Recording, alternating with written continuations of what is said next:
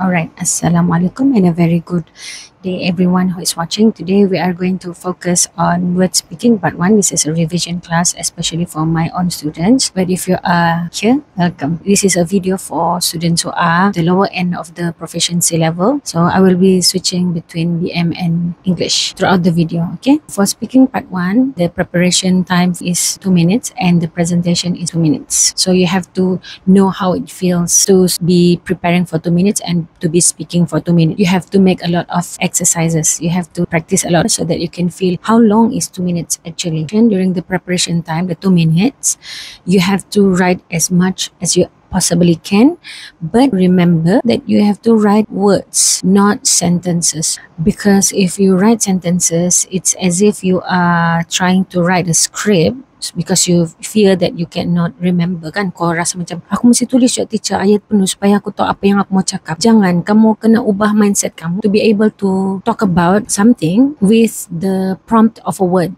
Kau tengok satu perkataan tu, kau boleh cakap something pasal perkataan tu tanpa menulis ayatnya. Jadi itu kamu kena practice lah. Kalau enggak, rugi kamu. When you are writing those words, you have to just remember this. Kalau teacher guna inilah, sebab konon-kononnya lucu kita panggil dia poligami terlarang sebab ada 5 bininya, 1 lakinya, 5 wives and 1 husband, 5 W and 1 H. Jadi kiranya kahwin lebih lah. The question tags are what, when, where, who, why and how. Dalam kelas teacher ada kita try kan untuk membina soalan untuk topik kita. Ini contoh yang kita buat masa dalam kelas. Ini kan. Okay, so the situation here is knowledge is very important in our lives and each day presents a new opportunities to learn something new. Suggest somewhere we can learn something new. Jadi masa tu dalam kelas tu kita cuba untuk bina soalan berdasarkan topik kita dan juga situasi kita. Ni kita dapat ni. 5 wives, 1 husband. We managed to come up with all of these questions. Where can we travel to learn something new? So topik kita adalah travelling. Situasi kita adalah learn something new. Jadi kita connect dua-dua ni menjadi soalan di mana kita boleh travel to learn something new.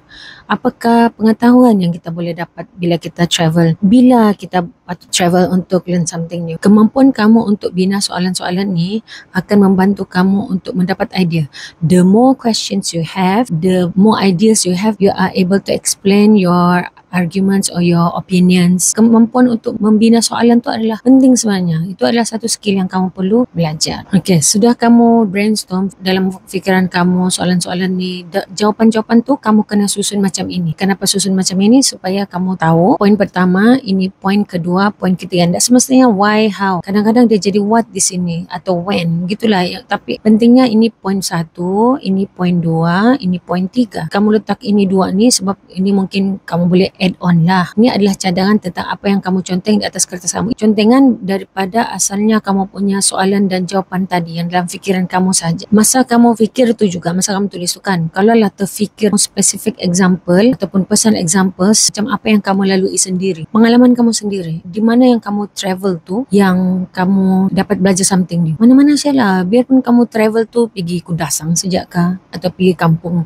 bapak muka, lepas tu kamu belajar something. Itu jadikanlah itu sebagai example, sebab bila kamu guna personal examples when you don't have any ideas left, itu akan membantu kamu bercakap tu lebih senang sebab bergantung sama diri sendiri. Okay, here are some of the reminders for you, especially for part 1 nya, but can be applied for part 2 as well. Remindersnya adalah first of all, fearless lah. Kalau fearless, jangan fearless BM. Biasakan diri untuk fearless BI. Okay, contohnya how to say gitu. Janganlah kau cakap apa tu? Okay, next one is eye contact. Jangan tengok bawah, tengok kawan-kawan, tengok examiner sekali-sekala. Jangan tengok examiner saja, tengok kawan-kawan. Itu lagi bagus. Yang pentingnya jangan tengok bawah saja. Even though you are scared, malu ke apakah, yang pentingnya cuba paksa diri kamu. Jangan tunggu nanti exam sebenar baru kamu mau buat eye contact. Tidak, latihlah semasa dalam kelas lagi. Pasal body language ni maksudnya jangan terlampau restrict your movement. Macam kau mau betul kasih tengok dirimu yang kau ni malu. Jadi kau pun diam-diam saja. Janganlah bergerak tanganmu sikit. Lebih natural kan. Lagipun bila kamu menggerak-gerak tangan tu, itu membantu kamu untuk tidak rasa nervous. Lepas tu, bila kamu macam tak mau terlampau restrict tu pula, jangan pula ketawa. Masalah calon ni, dorang ketawa untuk mengcover yang dorang tu nervous. Ataupun dorang nervous, oleh itu dorang ketawa. Jangan ketawa. Cuba relax tapi dalam keadaan formal. Lepas tu, Makes your time. Penuhi masa kamu. Jangan awal-awal sudah give up. 2 minit, 2 minit lah. Kalau boleh tunggu sampai examiner tu sendiri yang cakap, okay, time's up, thank you. Tapi make sure lah kalau boleh kamu conclude before you are told to stop. Lepas tu kalau di prompt, ini masalah calon, terutamanya calon-calon yang lemah lah. Kadang-kadang tu kamu mau cakap something dan benda tu adalah off tangent sebenarnya. Jadi examiner tu kan dia cuba untuk prompt kamu yang macam, okay, candidate A, you are supposed to talk about bla bla bla. Kiranya dia tu sebenarnya mau prompt kamu yang supaya kamu tidak go off tangent.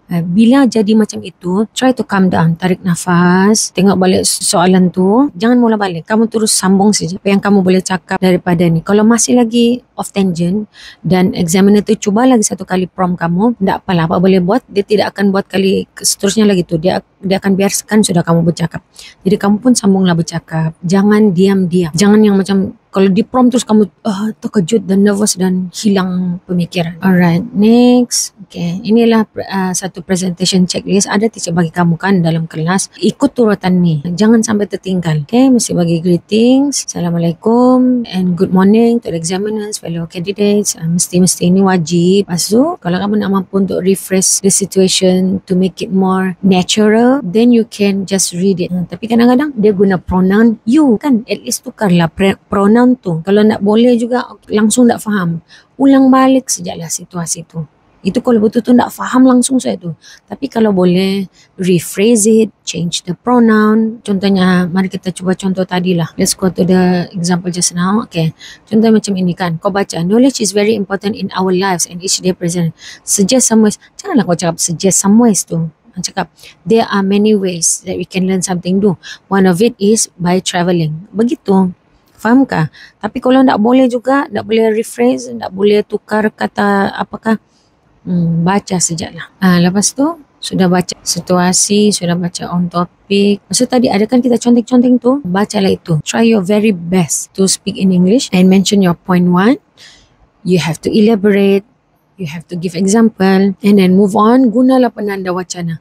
Penanda wacana. Firstly, other than that, moreover, furthermore, benda-benda begitu. Poin kedua, elaboration. Contohlah, kau selalu praktis sudah. Kau sudah tahu 2 minit tu macam mana. Kau rasa macam, mau habis masa soal ni, mau habis masa. Tak sempat mau pergi poin ketiga. Tak apalah. You go to conclude. Apa itu conclude?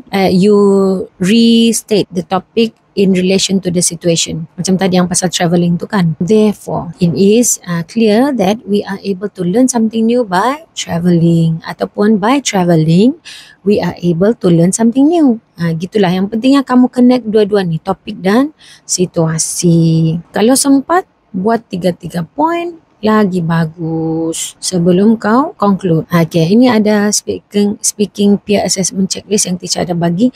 Kalau ikut ini, kamu lagi senang untuk buatlah kamu punya practice di dalam kelas tu. Okay, candidate A adakah buat greeting, candidate B nanti adakah buat greeting, apa dorang ada sebutkan situasi. Senang sampai habis. Okay, itu sahaja. Okay, thank you, all the best, bye bye.